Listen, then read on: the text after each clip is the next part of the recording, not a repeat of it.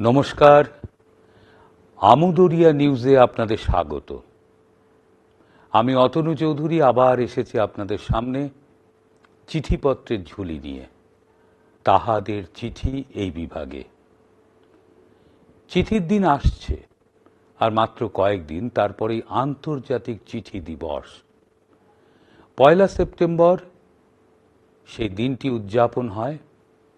সেদিন বিশেষ অনুষ্ঠান হবে আমাদের স্টুডিওতে। তারই প্রাক্কালে আজ চিঠি সম্পর্কে দু চারটে তথ্য শোনাই। প্রথম হলো, দুনিয়ার সবচেয়ে বড় চিঠি কোনটি? এ যাবৎ যত পুরানো চিঠি নানা দেশে পাওয়া গিয়েছে, তার মধ্যে আমেরিকার নিউ ইয়র্কের ব্রুকলিনের এক প্রেমিকার লেখা চিঠিটি সবচেয়ে বড় বলে অনেকে মনে করেন। সালটা ছিল 1952।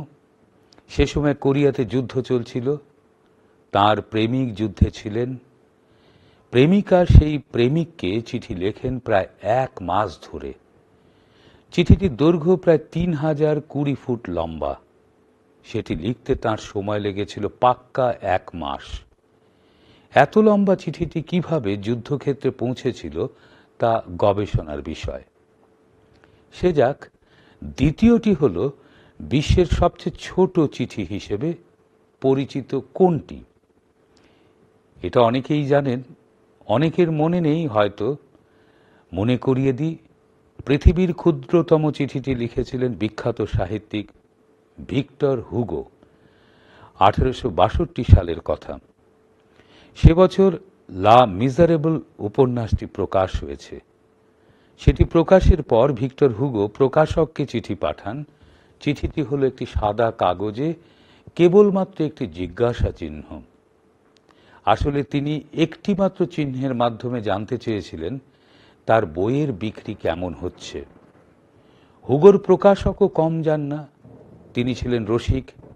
তিনি তার উত্তরে একটি বিস্ময়বোধক চিহ্ন ভিক্টর হুগোকে পাঠিয়ে দেন, যার অর্থ হল বইটি দারুণ চলছে, অভাবনীয় বিক্রি হচ্ছে। আসুন এবার আমরা বিশ্বকবি রবীন্দ্রনাথ ঠাকুরের লেখা একটি চিঠি পাঠ করে শোনাই, যা তিনি অমিয় চক্রবর্তীকে লিখেছিলেন, যা এই সময়ে খুবই প্রাসঙ্গিক। শান্তিনিকেতন, 22 জানুয়ারি 1927, শ্রী অমিয় চক্রবর্তীকে লেখা। কল্যাণী আসু, তুমি বোধহয় জানো, মেয়েদের দুঃখ ও অবমাননায় চিরদিন আমি বেদনা ও লজ্জা বোধ করি। আমার অনেক লেখার মধ্যে অনেকবার তা প্রকাশও হয়েছে। কিন্তু এই দুর্গতির যথার্থ প্রতিকার মেয়েদেরই হাতে।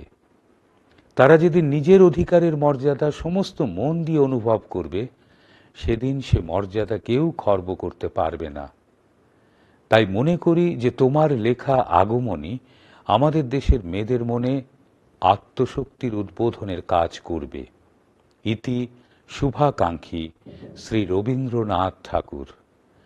8 মাঘ 1333 বঙ্গাব্দ। নারী শক্তি নিয়ে আজকের যে চিঠিটি শুনলেন, রবীন্দ্রনাথ লিখেছেন। এরকম বহু চিঠি আমরা বিভিন্ন সময় তাহাদের চিঠি এই বিভাগে পড়ব।